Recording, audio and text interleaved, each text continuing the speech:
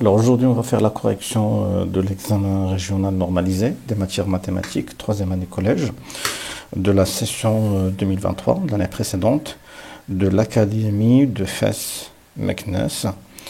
Comme vous le voyez, donc l'examen se présente comme tel. Il y a 1, 2, 3, 6 exercices en totalité. Et comme d'habitude, on va attaquer le premier exercice.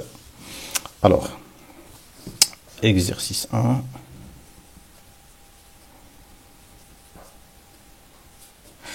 Première question. Résoudre les deux équations suivantes. A, petit a, donc 4 facteur x moins 2 plus 5 est égal à 2x plus 1. D'accord. Petit b, 2x facteur de 3x plus 1 moins 4, 3x plus 1 est égal à 0. D'accord, donc premièrement, petit a. Résolution de l'équation 4x moins 2 plus 5 est égal à 2x plus 1. Ici, il n'y a pas de forme spéciale, il n'y a pas de factorisation, c'est pas une équation fractionnaire. Donc là, il va falloir juste simplifier, de mettre les inconnus d'un côté et les connus d'un autre côté. Donc ceci va nous donner 4x moins 8 plus 5 est égal à 2x plus 1.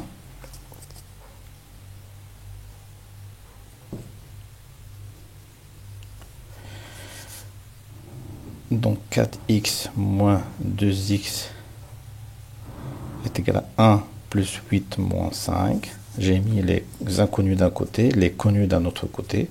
Ça, c'est 2x est égal à 9 moins 5, ça fait 4. Donc x est égal à 4 sur 2 est égal à 2. Donc, l'équation 1, par exemple, admet une unique solution qui est 2. D'accord. Petit b, résolution de l'équation de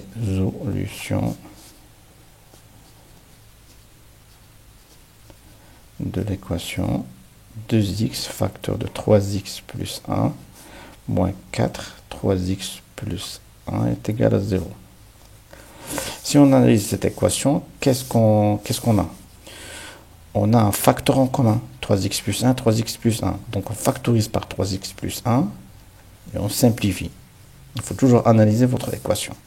Donc d'ici, on peut obtenir 3x plus 1, facteur de 2x, moins 4 est égal à 0. Et ça, on l'a vu dans le cours, cela revient à dire que 3x plus 1 est égal à 0, ou 2x moins 4 est égal à 0. Soit 3x est égal à moins 1, x est égal à moins 1 sur 3, ou 2x est égal à 4, soit x est égal à 4 sur 2, est égal à 2. D'accord? Donc, l'équation 2 admet deux solutions moins 3, moins 1 sur 3 et 2. D'accord? Très bien, donc ça c'était la première question. Deuxième question, c'est une inéquation, donc résoudre l'inéquation suivante. 3 facteurs de x moins 1 plus 5 inférieur ou égal à x plus 8. Très bien, on écrit tout ça. Résolution de l'inéquation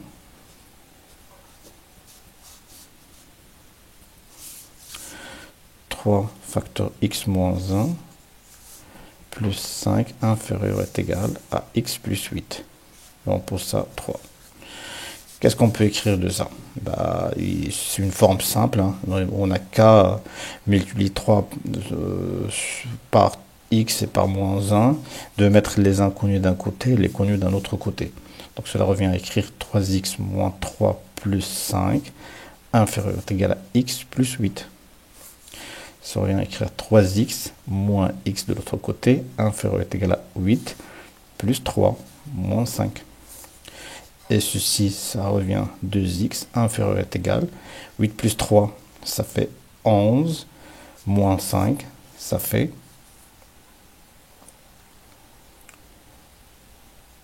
6. Donc x inférieur est égal à 6 sur 2, soit x inférieur est égal à 3. Donc, tous les nombres réels inférieurs ou égal à 3 sont solutions de cette inéquation. D'accord? Jusque-là, c'est très bien. Troisième question, résoudre le système suivant. X plus 1, ou plutôt x plus y est égal à 30, et 3x plus 2y est égal à 72. Très bien. On va prendre une nouvelle feuille. Troisième question, résolution du système x plus y est égal à 30 et 3x plus 2y est égal à 72. Alors, on ne spécifie pas la méthode à utiliser ou à choisir, donc on peut mettre la méthode par substitution et on va écrire x en fonction de y à partir de la première équation. Très bien.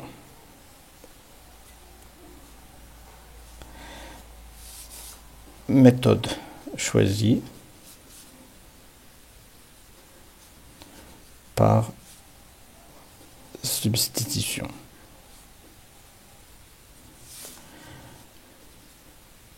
D'après l'équation 1, on a x plus y est égal à 30. Donc, on peut écrire x est égal à 30 moins y. D'accord? On remplace l'expression 3 dans l'équation 2 du système. Et qu'est-ce qu'on obtient? C'est 3. On substitue x par 30 moins y. Ça donne 30 moins y. Plus 2y est égal à 72. Donc 3 fois 3, c'est 90, moins 3y, plus 2y est égal à 72. Ceci revient à écrire, moins 3y plus 2y, ça fait moins y, et 72 moins 90. C'est moins y est égal à moins 18. D'accord? Donc y est égal à 18. D'accord? On remplace la valeur de y dans 4 dans l'équation 3, par exemple. D'accord? Qu'est-ce qu'on obtient? Et on obtient x est égal 30 moins y et moins 18 est égal, c'est combien? Ben, c'est 12. Donc x est égal à 12. Donc, le couple 12-18 est l'unique solution de notre système. D'accord? Très bien. Question numéro 4.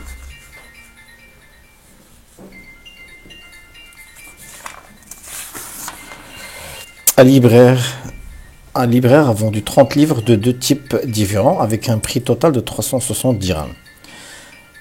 Très bien. Le prix d'un livre du premier type est de 15 dirhams, tandis que le prix d'un livre du deuxième type est de 10 dirhams. Quel est le nombre de livres vendus de chaque type? C'est facile.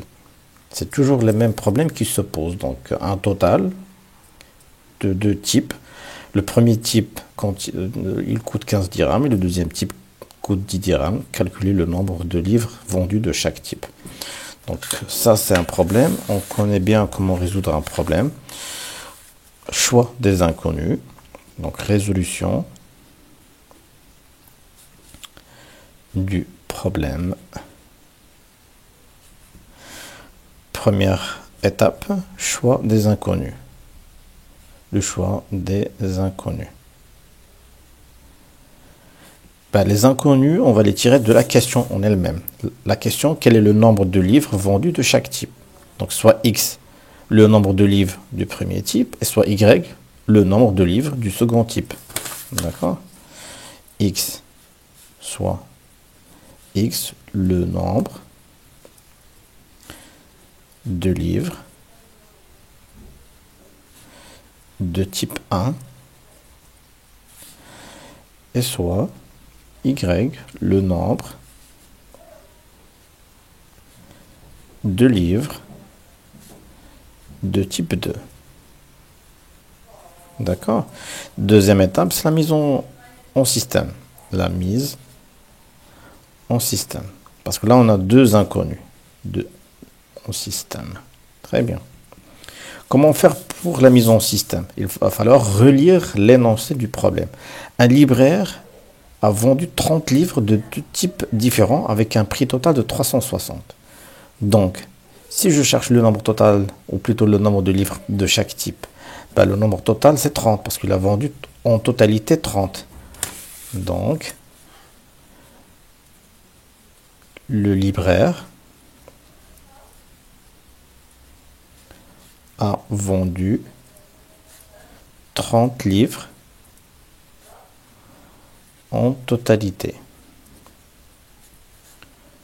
Donc, X, le nombre de livres de type 1, plus le nombre de livres de type 2 est égal à 30. Voilà la première équation. Elle ressemble à notre système. La première équation de notre système. Maintenant, il va falloir trouver la seconde équation qui va être à peu près qui va devoir ressembler à la deuxième équation. Et qu'est-ce qu'on a?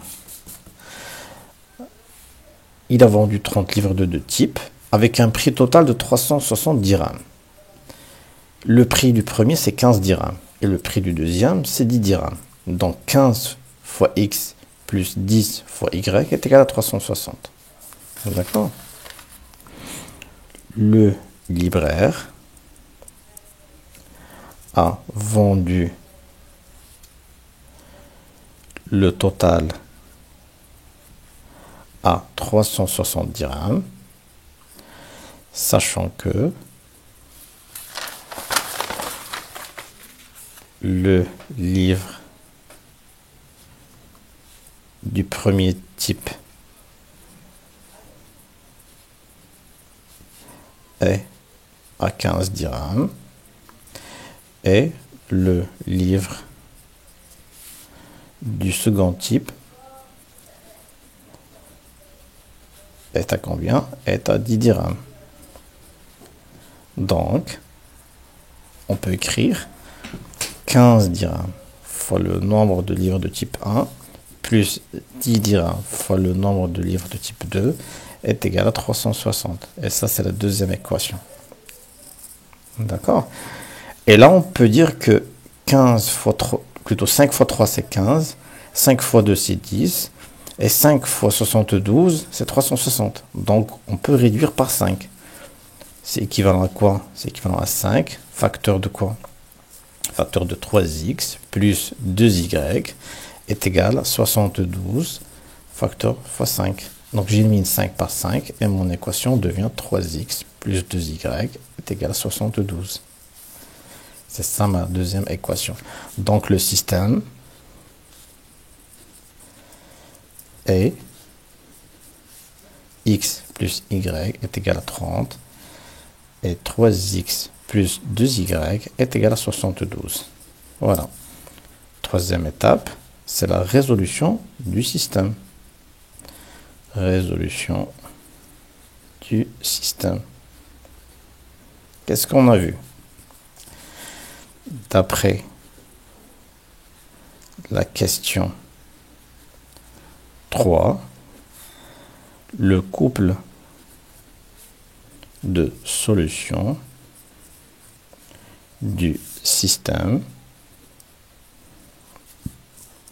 est, on a vu combien? C'était 12, 18. 12, 18. D'accord. Maintenant, la dernière étape, retour au problème.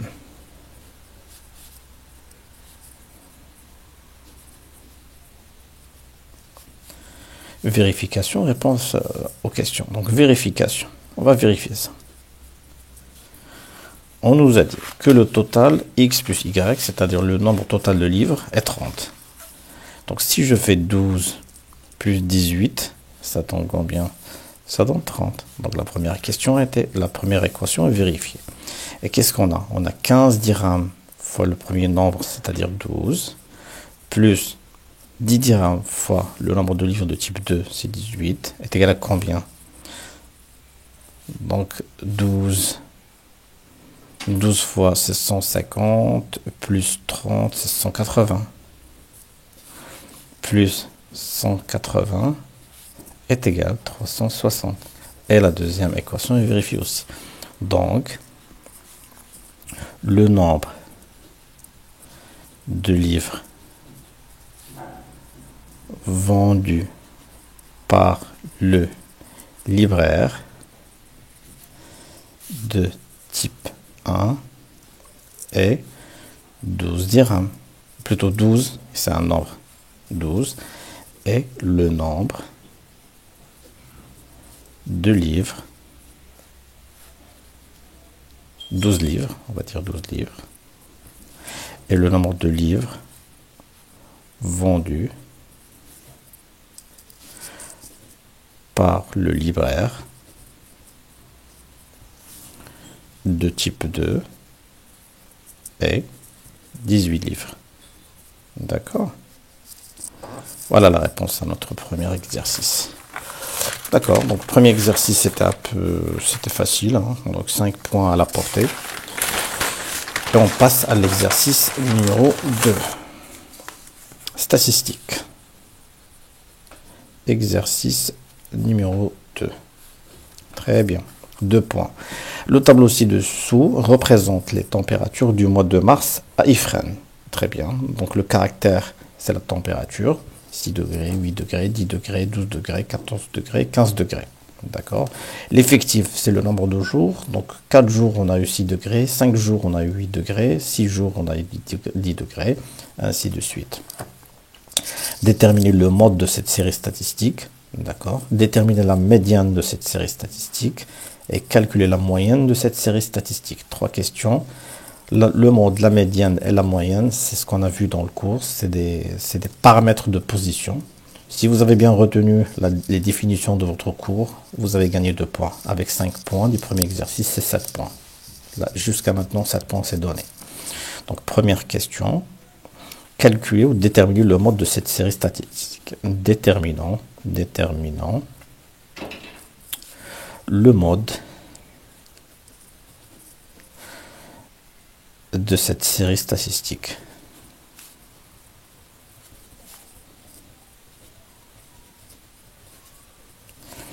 Qu'est-ce qu'on a de cette série? C'est une série statistique. On a des valeurs de petites valeurs. 6, 8, 10, 12, 14, 15. Il faut toujours vérifier que c'est des petites valeurs et que ça soit des valeurs croissantes pour dire que c'est une série statistique discrète en valeur. D'accord? Il n'y a pas des intervalles, donc c'est pas continu en classe. C'est toujours voilà, c'est toujours des séries statistiques dans les examens, c'est des séries statistiques discrètes en valeur. Très bien. il faut faire attention que ça soit toujours croissant. Parce que si on inverse si on ne respecte pas la croissance, il va falloir faire attention à ça. D'accord? Donc discrète en valeur. Le mode. Donc on a le plus grand effectif de cette série est 7. D'accord? Donc ici on a l'effectif. La plus grande valeur, c'est pas 4, c'est pas 6, c'est pas 4, voilà, c'est 7. Ça, c'est la plus grande valeur de l'effectif. Elle correspond à quoi? Donc 7 correspond à 12 pour la valeur du caractère. Donc le mode de cette série, c'est 12. On a le plus grand effectif de cette série est 7. La valeur du caractère correspondant à cet effectif est 12. Donc, le mode de cette série statistique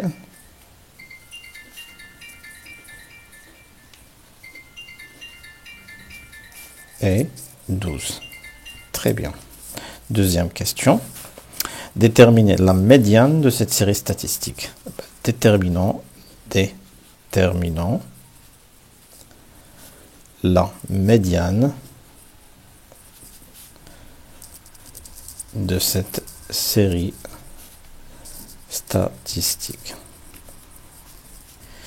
Pour déterminer la médiane, de quoi on en a besoin? On a besoin de l'effectif total. Et l'effectif total, c'est la somme de tous les effectifs, c'est-à-dire 4 plus 5 plus 6 plus 7 plus 4 plus 4.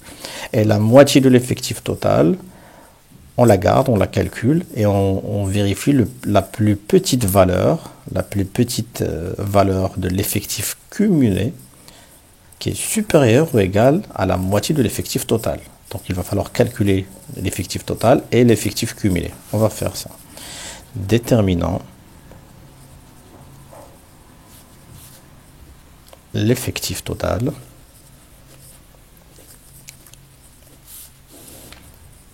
donc n est égal à combien?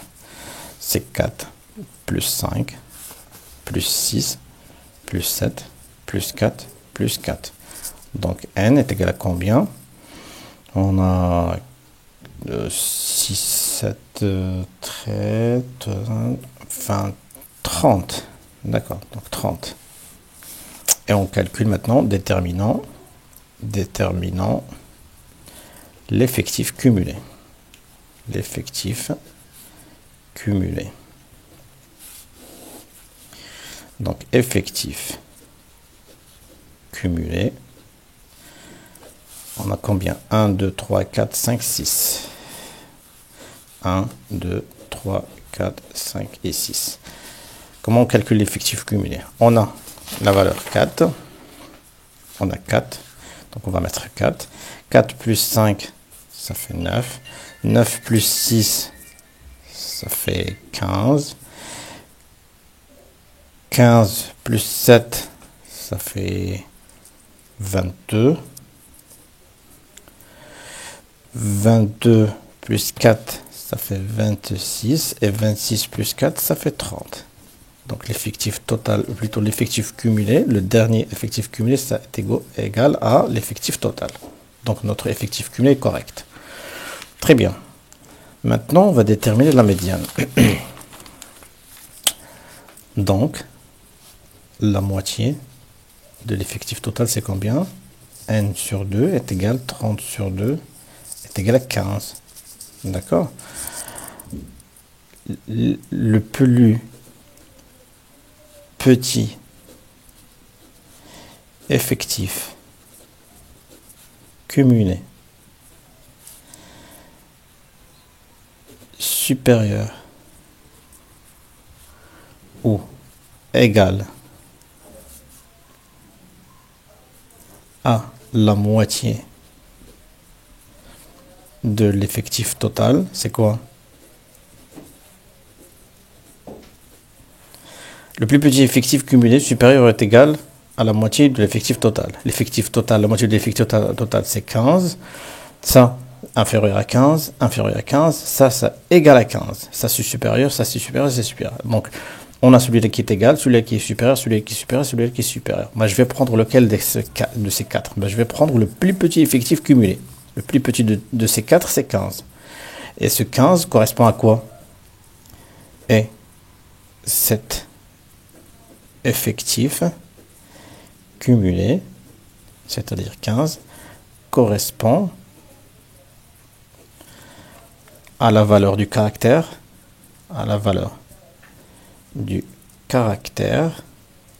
quelle valeur?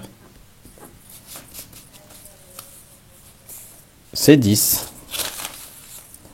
10.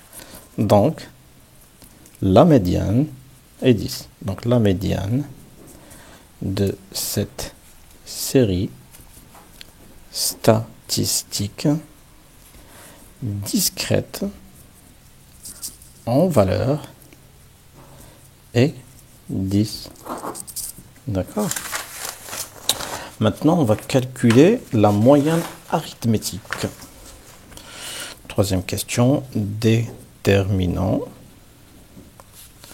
la moyenne arithmétique. Toujours de cette série, Très bien.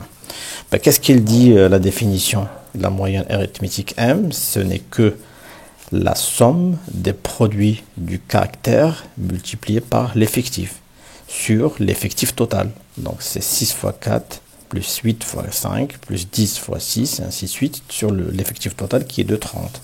Donc ça revient à 6 fois 4 plus 8 fois 5 plus 10 fois 6 plus 12 fois 7 plus 14 fois 4 et plus 15 fois 4, le tout sur 30.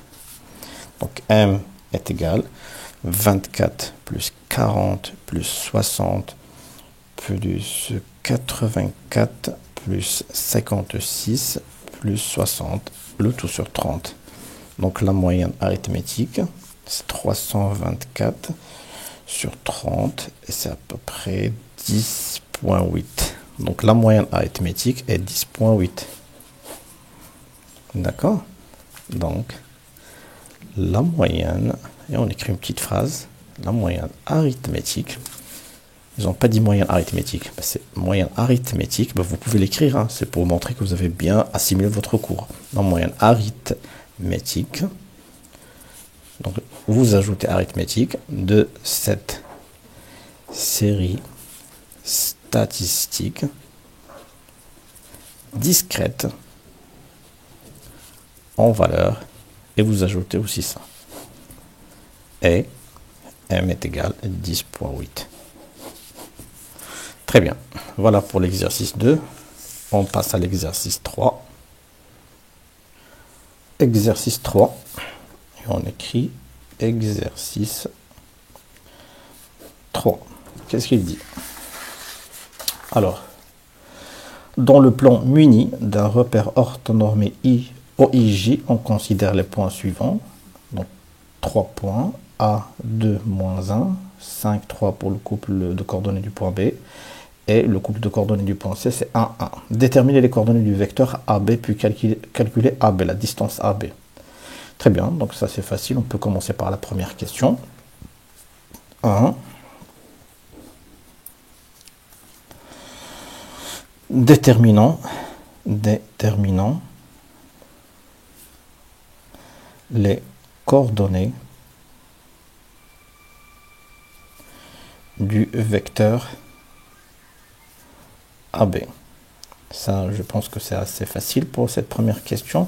On a déjà les coordonnées du point A qui est 2, moins 1. Les coordonnées du point B, 5, 3. Donc le vecteur AB, selon la définition de notre cours, c'est quoi? C'est XB moins XA, parce que le point A, c'est l'origine du vecteur, et le point B, c'est l'extrémité. du vecteur AB. Et on fait la différence pour l'ordonnée. On fait, pour les abscisses, on fait la différence de l'abscisse de l'extrémité par l'abscisse du point origine. De même pour l'ordonnée YB moins YA. Donc le vecteur AB n'est rien d'autre que XB, 5 moins XA, ça fait 2. YB, c'est 3, moins YA, moins et moins, ça fait plus 1. D'accord? Donc le vecteur AB n'est rien d'autre que 3, 4. Donc 5 moins 2, ça fait 3. 3 moins 1, ça fait 3 plus 1, ça fait 4. Très bien. Voilà notre vecteur AB. Et on nous demande de calculer la distance AB. Déterminant la distance AB. Qu'est-ce qu'on a vu dans le cours? Soit on peut la déterminer avec les coordonnées du point A et du point B, soit à partir des coordonnées du vecteur AB. Donc du coup, AB est égal racine de quoi? De 3 à la puissance 2 plus 4 à la puissance 2. D'accord? Qui est égal, si on veut prendre la définition, c'est XB moins XA à la puissance 2 plus YB moins YA à la puissance 2. Voilà. Donc 3 fois 3, ça fait 9, plus 16, ça fait 25. Donc 9 plus 16 est égal à racine de 25. Et c'est 5. Donc AB, la distance AB n'est rien que 5. D'accord? Première question. Maintenant, la deuxième question. 2. Petit a, déterminer les coordonnées du point M pour que le quadrilatère ABCM soit un parallélogramme. Déterminer les coordonnées du point N, le centre du parallélogramme ABCM. Très bien. Donc, 2 petit a, déterminant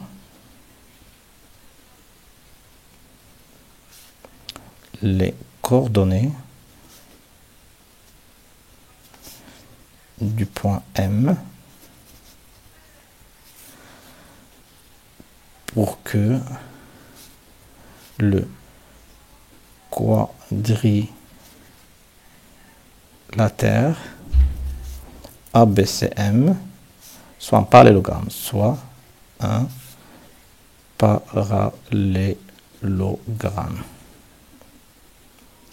Très bien. Pour que ABCM soit un parallélogramme, ça veut dire quoi?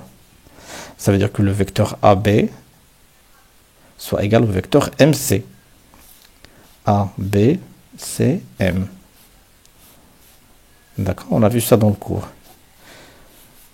Pour que A, B, C, M soit un parallélogramme, on a AB qui est égal à MC. Donc, le vecteur AB est égal au vecteur MC. D'accord? On a le coordonnées du point A, du point B. On a déjà calculé les coordonnées du vecteur AB. On a les coordonnées du point C. On peut déterminer les coordonnées du point M. On a AB de coordonnées 3, 4 et MC. Le vecteur MC, on peut l'écrire comment? Pardon. On peut l'écrire comment? C'est XC moins XM, YC moins YM. Donc MC, c'est de coordonnées quoi? 1 moins XM et 1 moins YM. D'après 1, on écrit, on prend ça qui est égal à 1, on écrit 1 moins XM est égal à 3. Et 1 moins YM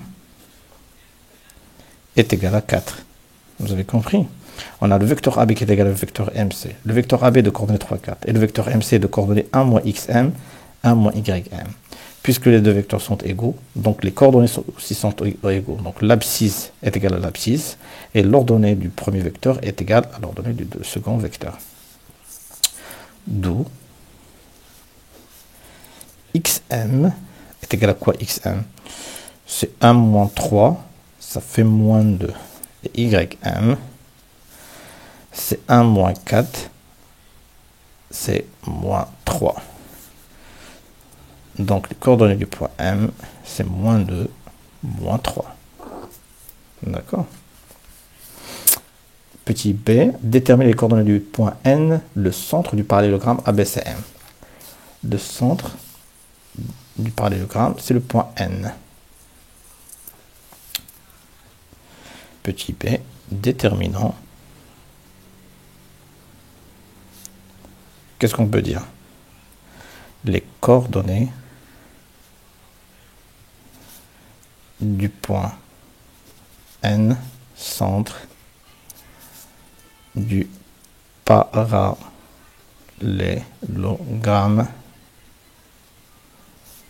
ABCM. Qu'est-ce qu'on peut dire? Donc le point N, c'est quoi? C'est le milieu du parallélogramme. Et en même temps, c'est le milieu du segment AC, c'est le milieu du segment BM. D'accord? Donc du coup, on peut écrire N en appliquant la relation pour le milieu d'un segment sur AC ou sur BM, ou sur les deux, pour vérifier vraiment qu'on obtiendra les mêmes résultats. D'accord? Et en même temps, vérifier que nous avons bien calculé les coordonnées du point M. Parce que A, B, C, c'est connu, et M, c'est nous que nous l'avons calculé. Donc, on a N est milieu du segment AC et le segment BM. Donc, le point N aura comme coordonnées quoi? Pour le premier cas, c'est XA plus XC sur 2. Et YC ou YA plus YC sur 2. Deuxième méthode, N, pour le second segment, c'est XB plus XM sur 2. Et YB plus YM sur 2. On devrait avoir les mêmes résultats. A et C, c'est connu. Et B, c'est connu. Et M, c'est nous que nous l'avons calculé. Si on obtient les mêmes résultats, ça veut dire que les coordonnées qu'on a calculées pour le point M sont correctes. Donc N est égal à quoi? XA 2 plus 1 sur 2. YA, YC, c'est moins 1 plus 1. Moins 1 plus 1 sur 2. Donc N, c'est 3 sur 2, 0. Dans ce cas de figure, XB plus XM, XB c'est 5, XM c'est moins 2 sur 2, YB c'est 3, YM c'est moins 3. Donc N c'est quoi? C'est 5 moins 2, ça fait 3 sur 2. Et 3 moins 3, ça fait 0, 0 sur 2, ça fait 0. On a les mêmes résultats. Donc les coordonnées du point M que nous avons calculées sont correctes. Et voilà la réponse pour les coordonnées du point N. D'accord? Troisième question. Petit a.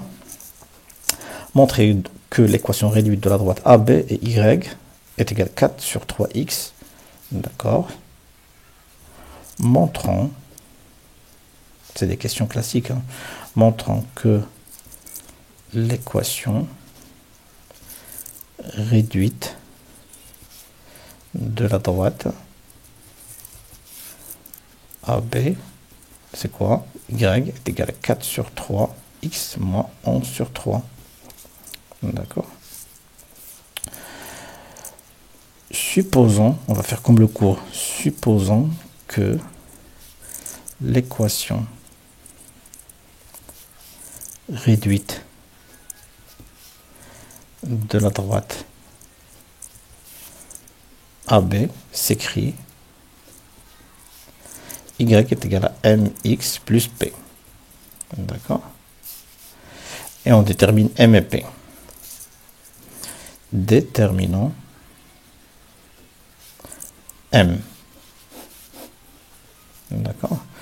M, c'est le coefficient directeur ou c'est la pente de la droite. Et on peut le calculer si on a les coordonnées de 2 points. Et là, on en a. On a A et B. Parce que la droite AB, c'est la droite qui passe par A et qui passe par B. D'accord? A est, ou plutôt M, pardon, M est le coefficient directeur ou la pente de la droite AB qui passe par les 2 points A et B. D'accord? Donc, M n'est rien d'autre que YB moins YA sur XB moins XA. Ou on peut écrire YA moins YB sur XA moins YA. C'est la même chose. Parce que là, on va changer le signe en haut et on va changer le signe en bas. Donc, c'est le même résultat. Donc, M est égal à combien? YB, c'est 3. Moins YA, moins, ça fait plus 1 sur XB, c'est 5. Moins XA, c'est 2. Ça me donne 4 sur 3. Donc, M est égal à 4 sur 3. D'où l'équation réduite de la droite AB peut s'écrire de telle façon 4 sur 3x plus P. D'accord? Et là, c'est 4 sur 3. Maintenant, on doit vérifier que P est égal à moins 1 sur 3. Déterminons P.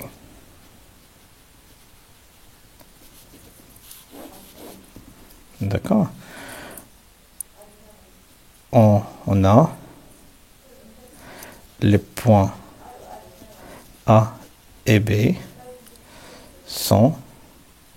qui appartiennent à sont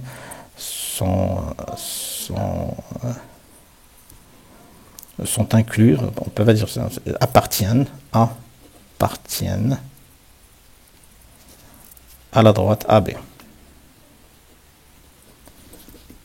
Donc, leur couple de coordonnées vérifie l'équation réduite. Vérifie l'équation réduite, il faut comprendre ce mot vérifie. L'équation réduite de AB. Dire qu'un couple de coordonnées d'un point quelconque vérifie l'équation réduite, ça veut dire que si on prend x, y de ce point et on les met dans l'équation réduite, on aura une vérification. C'est-à-dire le premier côté va égal au deuxième côté. Ou sinon, si je remplace par x et je calcule, j'obtiendrai y correspondant à l'ordonnée de ce point qui a d'abscisse x. D'accord? Remplaçons, par exemple, remplaçons YA et XA dans l'équation 1. Qu'est-ce qu'on obtient? YA est égal à 4 sur 3 XA plus P. D'accord? YA, c'est combien YA? C'est 2. Non, c'est moins 1. 4 sur 3 XA, c'est 2. Plus P. Ce qui implique que P est égal à moins 1 moins 8 sur 3.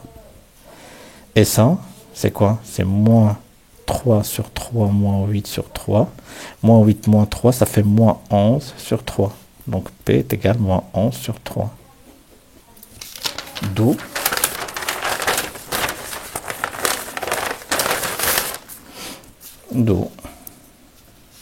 l'équation de la droite AB, l'équation réduite, c'est écrit y est égal à 4 sur 3x moins 11 sur 3. Voilà. Très bien. Petit b. Déterminons l'équation réduite de la droite D passant par C et perpendiculaire à AB. Question classique. Déterminons l'équation réduite de la droite D. Qu'est-ce que vous pouvez me dire de ça? Supposons, on va faire toujours comme dans le cours, supposons que y m'x plus p' est l'équation réduite de D. Déterminons M' et P'. Déterminant M'. M' c'est la pente.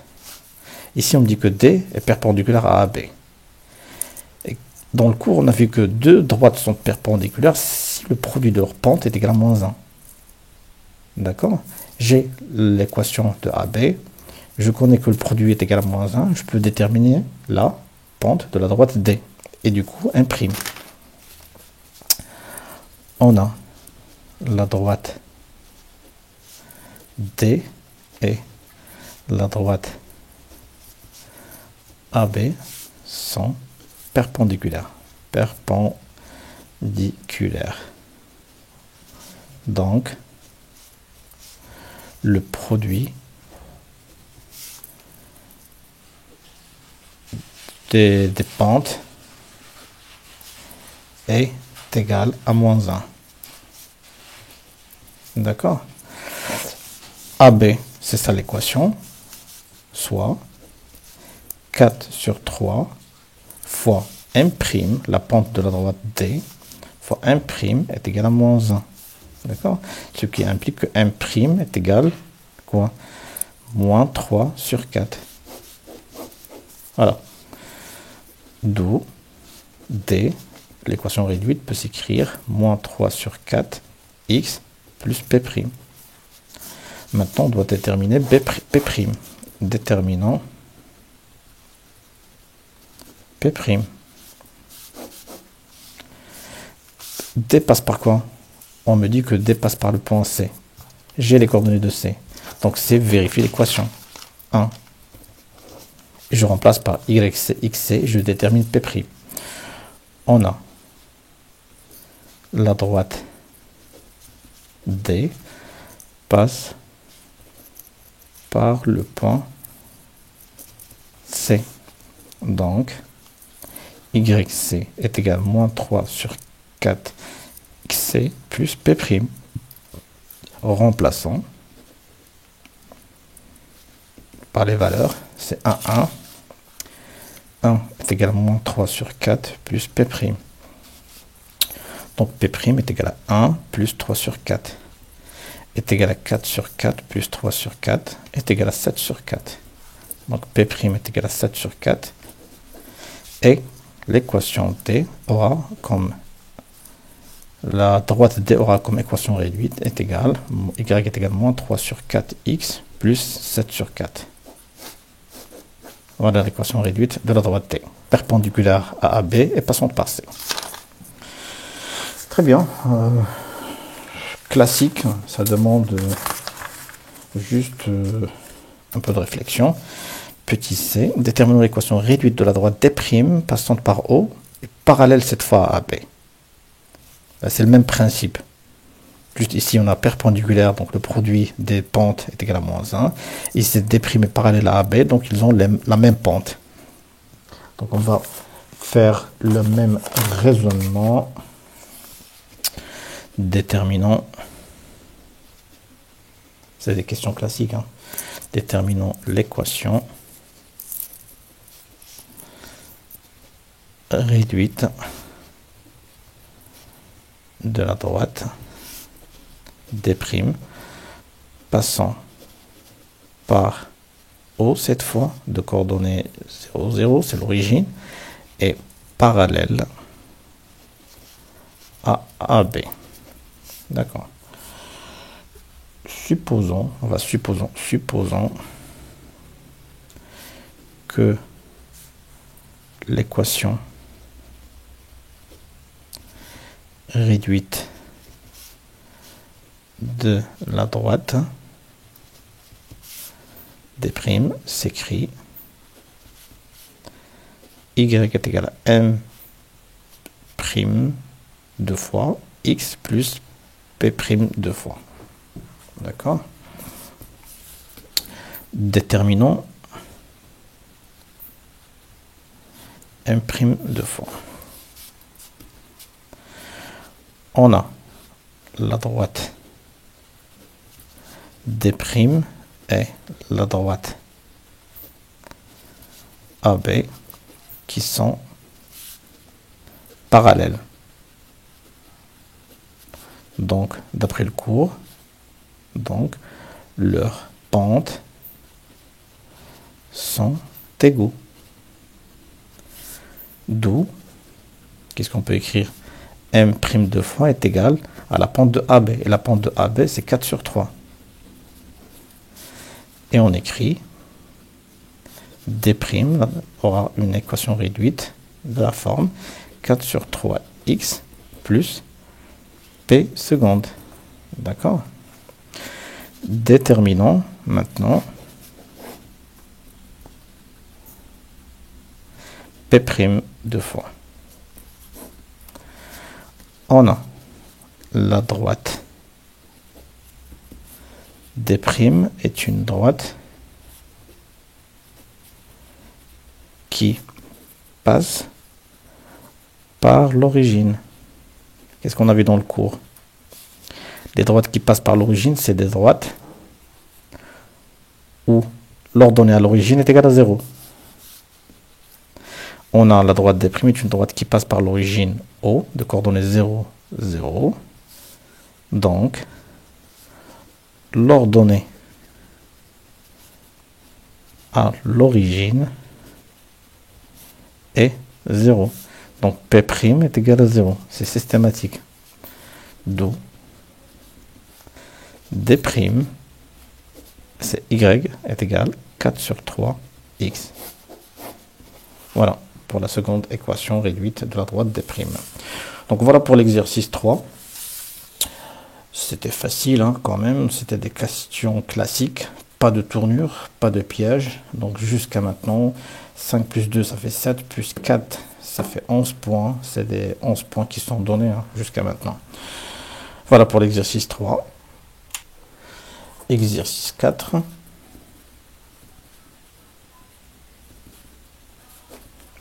Soit ABC, un triangle tel que, espace, tel que BAC, l'angle BAC est égal à 70 degrés. Le point E est le symétrique du point B par rapport au point A. Très bien. Construire le point D, image de point C par la translation T qui transforme B en A. D'accord. On va tracer déjà le triangle BAC avec un angle de 70 degrés. Alors, triangle 70 degrés, ça c'est 60, on va dire que c'est ça. Hein. On va dire que c'est à peu près. Là on a 60 pour ajouter 10 degrés ici.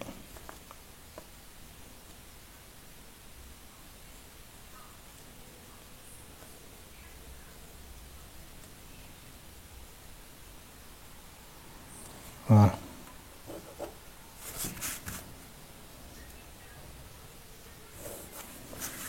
Là, on peut dire que c'est 70 degrés. D'accord? En A.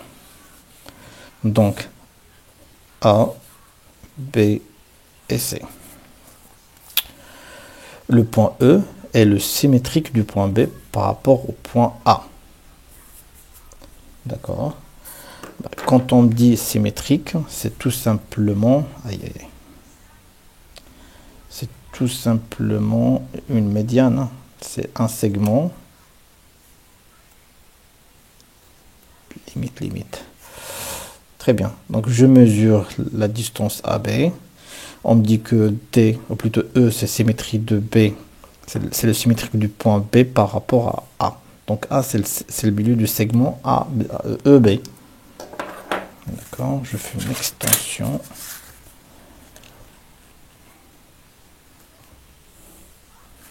Voilà le point E. Et j'aurai cette distance qui est égale à cette distance. Et A, c'est le milieu du segment EB. C'est ça la symétrie. maintenant construire le point D, image de C, donc l'image de C, par la translation T qui transforme B en A. D'accord. B en A, c'est-à-dire BA. Dans ce sens. D'accord. C'est ça la translation T. Ben, c'est simple. Hein. Donc, l'image de D, ou plutôt l'image D, l'image de C par la translation BA, ça veut dire que A, B, C, D est un parallélogramme. Donc, du coup, on peut tracer ça rapidement. Tac, la distance AB doit être égale à la distance DC. Et la distance BC, parce que c'est un parallélogramme, qui est égal aussi à la distance AD. Et là, on vient de définir notre point D. Et je trace CD et AD. Ça, c'est égal à ça. Et ça, c'est égal à ça. Donc, du coup, DC est égal à AB est égal à EA. D'accord. Très bien. Ça, c'est notre première question. Donc, on a des images de C par translation T qui transforme A en B. Donc, le vecteur BA doit égal au vecteur CD et ABCD est un parallélogramme.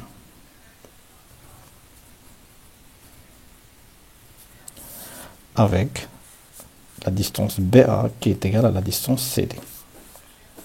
Voilà, si on respecte ces trois règles, on peut tracer D.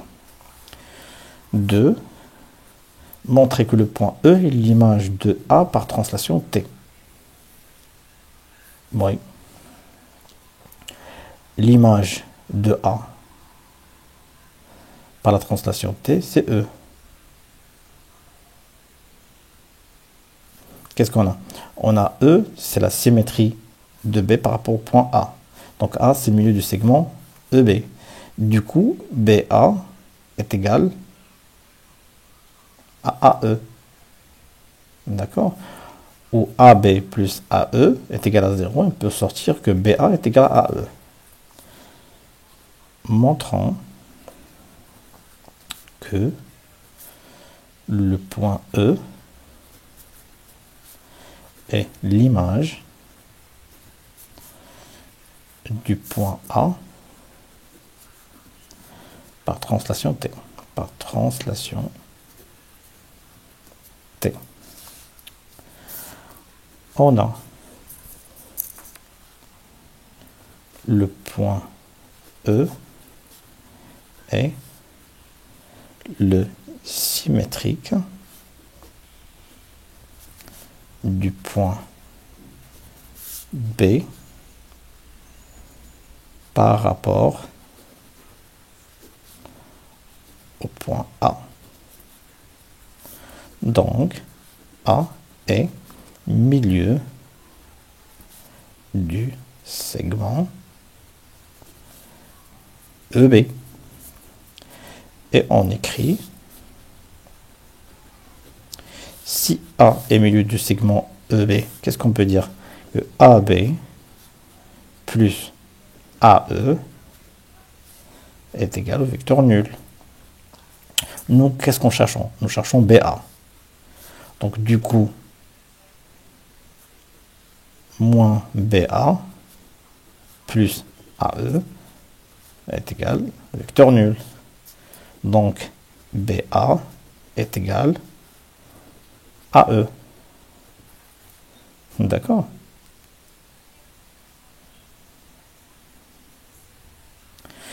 Si la translation transforme le point B en A, elle va transformer le point A en E. Donc, l'image de A par la translation, c'est E. Donc, l'image du point A par translation T est le point E. D'accord? Troisième question, déterminer la mesure de l'angle AED. Déterminer la mesure de l'angle AED. Il est où l'angle AED? Alors, qu'est-ce que vous pouvez me dire de ça? Ben, c'est simple. On a vu que l'image de B, c'est A par la translation T. L'image de A par la translation T, c'est E. Et l'image de C par la translation T, c'est D. Donc, l'image de l'angle BAC est AED. Et puisque la translation conserve la mesure des angles, il aura aussi 70 degrés. C'est les mêmes angles. Assez facile cet exercice. Déterminant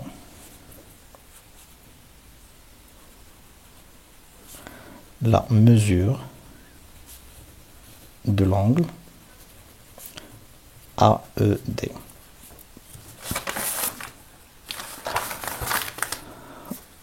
On a vu que l'image de quoi? De A, de B, c'est A, par translation T, parce que le vecteur BA. L'image de A, c'est E. L'image de A est E par translation T. Et l'image de C, c'est D. De C et D par translation D. Donc, l'image de l'angle BAC et AED et l'angle AED. Et puisque, on l'a vu dans le cours, et puisque la translation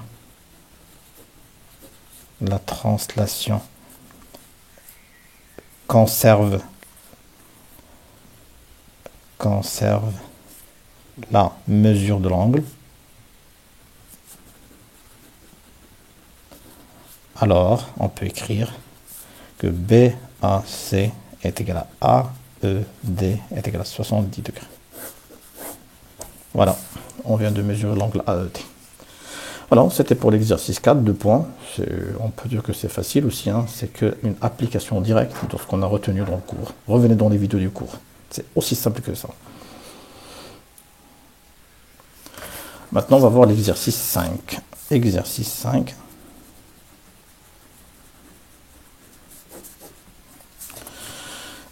Dans le plan, ou un plan, on va prendre un plan et muni. Muni, c'est mouzawad. Ma'lam mouzawad, muni. Donc le plan est muni d'un repère orthonormé OIJ, soit f la fonction linéaire définie par f de x est égal à 3 sur 2x. Déterminer l'image de 2 par f et déterminer le nombre dans l'image par f est moins 3. Construire à droite T la représentation graphique de la fonction linéaire f dans le repère OIJ. 2. Fonction affine. C'est des questions classiques. Jusqu'à maintenant, c'est un examen extrêmement facile. C'est que des questions classiques. Rétention du cours, apprendre les définitions et voilà, vous pouvez répondre à toutes les questions. Jusqu'à maintenant, il n'y a pas de questions qui demandent vraiment un niveau très avancé en maths. Très bien, donc on va voir cette fonction linéaire. Première question. Déterminer, petit a, déterminer l'image de 2 par f. Donc on a f de x qui est égal à 3 sur 2x et on me demande de calculer l'image de 2 par f. Qu'est-ce qu'on a vu? L'image de 2 par f. Ben, c'est simple. On l'a vu pas mal de fois. Il va falloir remplacer x par 2.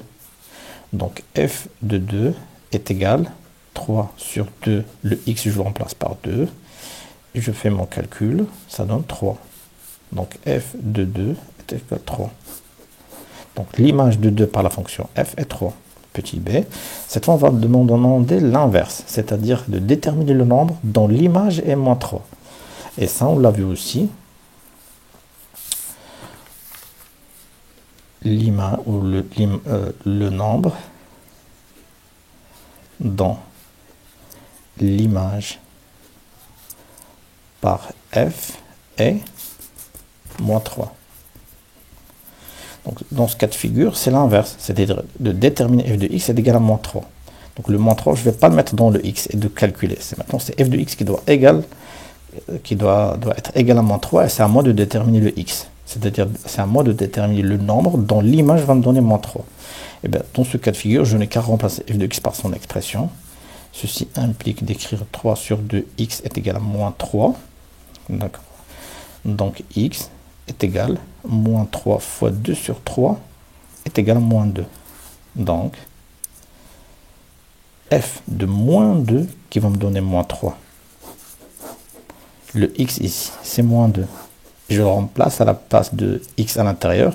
Et l'image de moins 2, c'est elle qui va me donner moins 3. D'accord. Petit c. Construire la droite D, la représentation graphique de la fonction linéaire f dans le repère OIJ. C'est une fonction linéaire.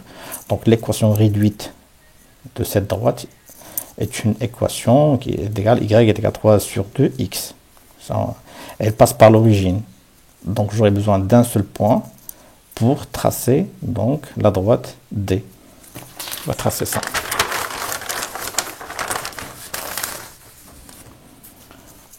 On a f de x est égal à 3 sur 2x est une fonction linéaire. Donc, sa représentation graphique est la droite D, donc D, qui passe par l'origine du repère.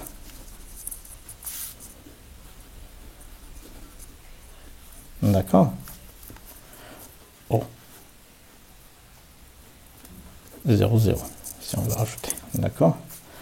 Or, f de 2 est égal à quoi? F de 2 est égal à 3. Et f de moins 2 est égal à moins 3.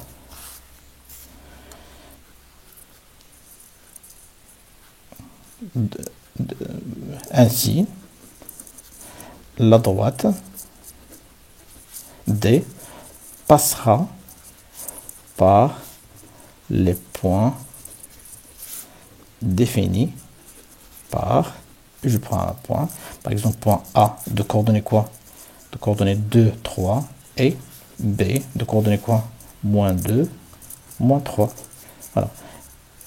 D'accord. Je trace un repère orthonormé.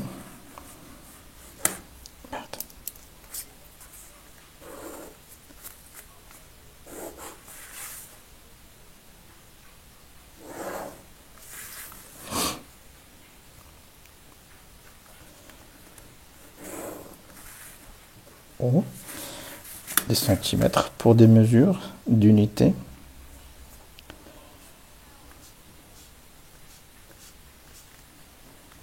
-1, -2, -3, -4, -5. 1, 2, 3, 4, 5. 2, 3, 4, 5. X, O, I, J, Y. Premier point, c'est quoi? C'est l'origine, c'est 0, 0. Voilà, on vient de le définir. Deuxième point, c'est le point A, 2, 3. Voilà, 2, 3, 1, 2, 3.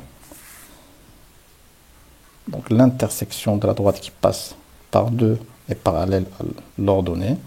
Et la droite qui passe par 3, qui est parallèle à l'axe des abscisses. Voilà le point A.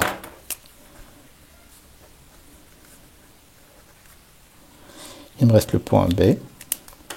Normalement, j'aurais besoin que de 2 points pour tracer D, mais je vais rajouter le troisième point, comme ça on aura une droite vraiment propre. Moins 2, moins 3. Moins 1, moins 2, moins 3.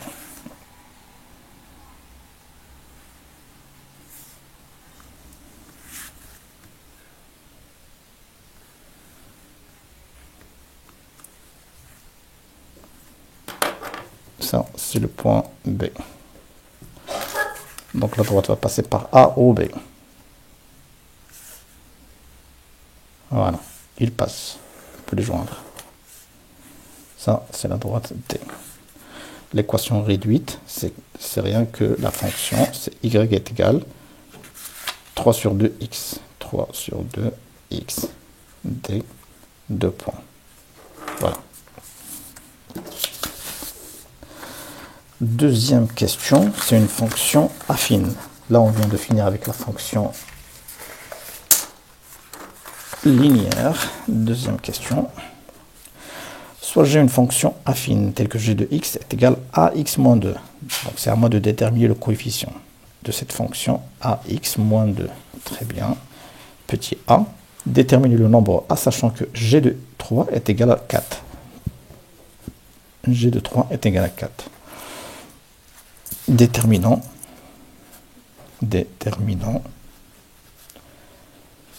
le nombre a.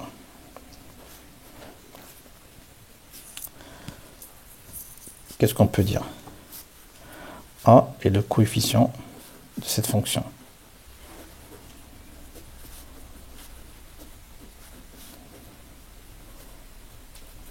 Donc, selon la définition, A est égal, on va prendre la définition. C'est quoi? On a vu dans le cours, c'est G de x, par exemple, moins G de x', un autre point, sur x moins x'. D'accord?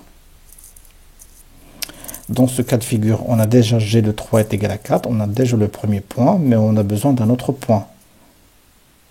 Et là, le deuxième point, on peut l'avoir directement de ça. Parce que si je remplace G de 0, 0 fois A, ça va me donner 0, ça va me rester moins 2. D'accord? Ça, c'est là où il y a la difficulté. Donc, il va falloir chercher un second point pour que vous puissiez appliquer la règle et calculer le coefficient de cette fonction. Donc, A, on va prendre G de 0 moins G de 3 sur 0 moins 3. D'accord? G de 0, c'est moins 2. G de 3, c'est 4. 0 moins 3, c'est moins 3. Ça fait moins 6 sur moins 3 est égal à 2. Donc A est égal à 2. D'où la fonction g de x est égal à 2x moins 2. Vous avez vu comment on a obtenu le coefficient? Donc il va falloir sortir l'image d'un autre point. Parce que là, ce n'est pas une fonction linéaire. On ne va pas dire que a est égal à g de x sur x. Et c'est fini. Non. C'est g de x moins gx'. Un autre point, on a besoin de 2 points sur x moins x'. Très bien. B. Construire la droite delta, la représentation graphique de la fonction g dans le même repère précédent. D'accord. Représentation de la droite delta.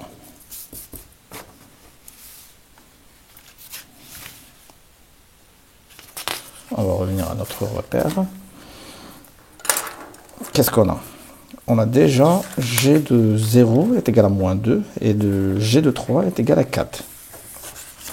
Donc on définit, toujours 2 points, on définit les 2 points appartenant à la droite delta, tels que C, on a déjà utilisé A et B, on va utiliser maintenant C et D. C, c'est quoi et D, c'est quoi? C, on va prendre par exemple 3, 4, parce que l'image de 3 par G, c'est 4. Donc le point de coordonnées 3, 4 appartient à la droite y est égal à 2x moins 2. Donc on va dire 3 et 4. Et le point D, c'est 0, moins 2. 0, moins 2. Traçons C. 3, 4. 3, 4.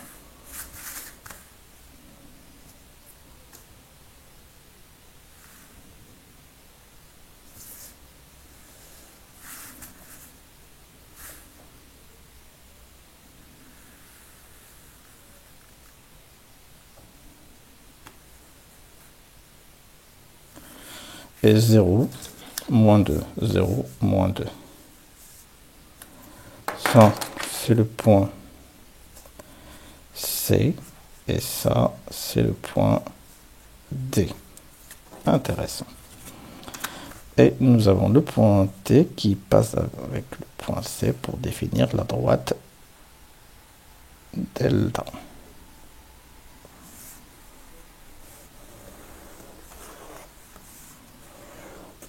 Voilà.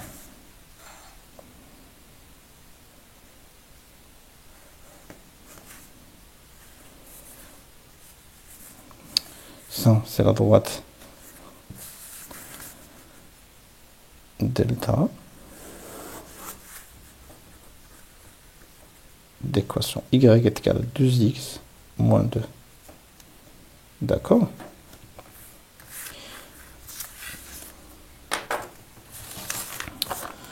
Maintenant, qu'est-ce que me demande dans la deuxième question, la dernière, petit c, déterminer le nombre x qui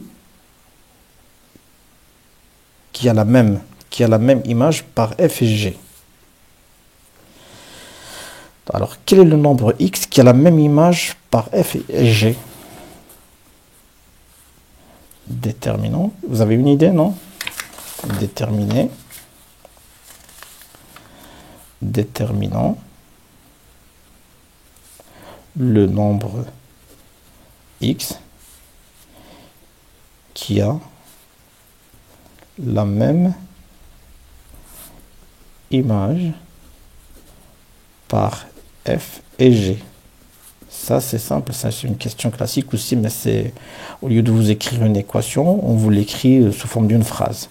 Donc, quel est le point? Ben, si je lui fais son image par f de x, j'aurai la même chose que sur l'image par g de x. Donc, en fin de compte, revient à résoudre l'équation f de x est égale à g de x. D'accord? Donc, l'image de x par f va égaler un nombre, et l'image de ce même x par g va me donner un autre nombre. Et ces deux nombres doivent être égaux. Ça revient à résoudre cette équation. Implique, on va remplacer f de x par son expression et g de x par son expression. F de x, c'est 3 sur 2x, est égal à g de x, c'est 2x moins 2. Et à nous de déterminer x. Donc c'est 3 sur 2x, c'est une équation du premier ordre. Donc je vais mettre les inconnus d'un côté, les connus d'un autre côté. Moins 2x est égal à moins 2. Ça, c'est 3 sur 2x moins 4 sur 2x est égal à moins 2. Ça, c'est moins x sur 2 est égal à moins 2. Ce qui implique que x est égal à moins 2 fois moins 2. X est égal à 4. Voilà. Donc, le point où le nombre x est égal à 4, voilà, va me donner la même image par f et par g. C'est-à-dire, si je calcule g de 4 et f de 4, j'aurai g de 4 est égal à f de 4. D'accord? Ça, c'est une résolution algébrique. On peut ça représenter ça, on peut le résoudre graphiquement aussi. C'est l'intersection des deux droites. Et on va voir qu'ils vont se couper sur le point 4. Effectivement. Voilà. Ça, c'est le point d'intersection. X est égal à 4. Et bien, l'image de 4, c'est quoi exactement? Voilà.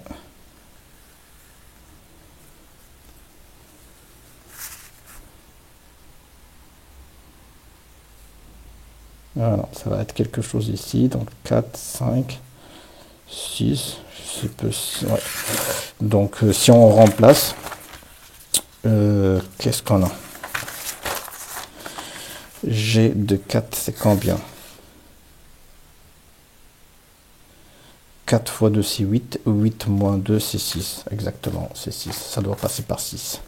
Donc ici, c'est 6. Donc de coordonnées M, de coordonnées 4, 6. Et le point, c'est un point qui est partagé par la droite delta et partagé par la droite D. Donc le point ou le nombre X qui est égal à 4 et le nombre dont l'image par F est la même par l'image de G. Très bien, ça c'était pour l'exercice 5. Dernier exercice. Exercice numéro 6.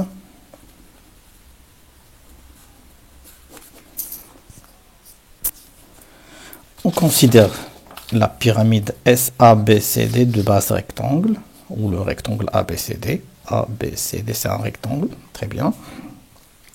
Et de hauteur SA. La hauteur, c'est SA. Très bien. Il y a un angle droit ici. Très bien. Il y a une diagonale ici, AC. Il y a un autre rectangle réduit, cette fois. A', D', A', B', C', D'. On va voir ça. Et de hauteur SA, tel que AB, on me donne la distance AB qui est égale à 6 cm. BC qui est égal à 8 cm. Et SA, la hauteur qui est égale à 9 cm. Très bien. Ben, c'est normal, donc c'est un rectangle. On me donne la première distance et la deuxième distance. Ça, c'est déjà pas mal. Donc, calculer AC. C'est simple. ABCD est un rectangle. Donc, les angles sont droits. On va prendre le triangle ABC. On va appliquer le théorème de Pythagore. AB au carré plus BC au carré est égal à AC au carré. On a déjà ABC, on a déjà AB. On peut calculer AC. Ça, la première question, c'est assez facile. Première question. Calculons AC. On a ABCD est un rectangle. Donc, le triangle ABC est un triangle rectangle en B. Et selon le théorème de Pythagore, direct, on a quoi? AB au carré plus BC au carré est égal à AC au carré. Donc AC est égal à la racine de AB au carré plus BC au carré. Application numérique, AC en fin de compte c'est rien que AB au carré c'est 6 à la puissance 2 plus BC c'est 8 à la puissance 2. C'est 36 plus 64. 36 plus c'est 100. Racine de 100 est égale à 10. Donc AC est 10 cm. Voilà. Deuxième question. Montrez que SA est perpendiculaire à la droite AC. Ça, on l'a déjà vu pas mal de fois. Il va falloir... c'est simple. Hein. Donc, SA, c'est la hauteur du pyramide. ABC, c'est la base du pyramide. Donc, SA est perpendiculaire au plan ABCD. Et puisque la droite AC est inclue dans le plan ABCD et passe par le point A, qui est intersection aussi de SA avec le plan ABCD, donc SA est perpendiculaire à AC.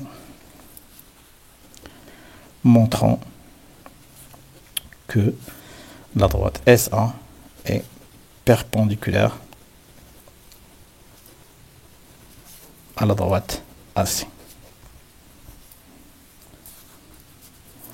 On a SA, le segment, est dans la hauteur, selon l'énoncé du problème, et la hauteur de la pyramide SABCD. Donc, la droite SA est perpendiculaire au plan ABCD, au point C'est très important de mentionner le point. Par contre, la droite AC est inclus dans le plan A, B, C, D et passe par le point A. Voilà, parce que c'est AC, donc elle passe par le point A. Donc, la droite SA est perpendiculaire à toutes les droites qui passent par A et qui sont incluses dans le plan ABCD, puisque A c'est le cas, donc est perpendiculaire à la droite AC. D'accord. Troisième question. Calculer le volume V de la pyramide SABC. D. D'accord. Donc le volume d'une pyramide, ça c'est une question classique aussi. Calculons le volume V de la pyramide SABCD. Donc le volume, c'est quoi? C'est la surface de la base, c'est l'aire de la base ABCD fois la hauteur de la pyramide sur 3. L'aire de la base, c'est un rectangle, donc c'est AB fois BC. Donc AB fois BC. Et la hauteur, c'est SA sur 3. Donc le volume est égal à AB, c'est-à-dire 6, fois BC, c'est-à-dire 8, fois SA, c'est-à-dire 9, le tout sur 3. Donc V est égal, petite calculatrice, 144 cm3. C'est ça le volume de la pyramide SABCD. Quatrièmement, la pyramide SA'B'C' est une réduction de la pyramide SABCD, telle que SA' est égal à 6 cm. Déterminer quand le rapport de réduction, il y a une erreur. K, c'est pas le rapport de réduction. Le rapport de réduction, c'est 1 sur K. Déjà, la nomination, voilà, c'est rapport. Je n'ai jamais dit rapport de réduction. Rapport, c'est comme si vous allez prendre un truc et vous faites le rapport. Kasr. Déjà, rapport de réduction, c'est un truc qui s'est écrit quelque chose sur quelque chose. Donc, c'est 1 sur K. Le K, c'est le coefficient d'agrandissement. Et 1 sur K, c'est le rapport de réduction. Donc, ici, c'est de déterminer 1 sur K, et non pas K. D'accord. Déterminons le rapport de réduction 1 sur K. Cette fois, on va le déterminer par rapport à quoi? On n'a pas le volume de la petite pyramide, on a le volume de la grande pyramide.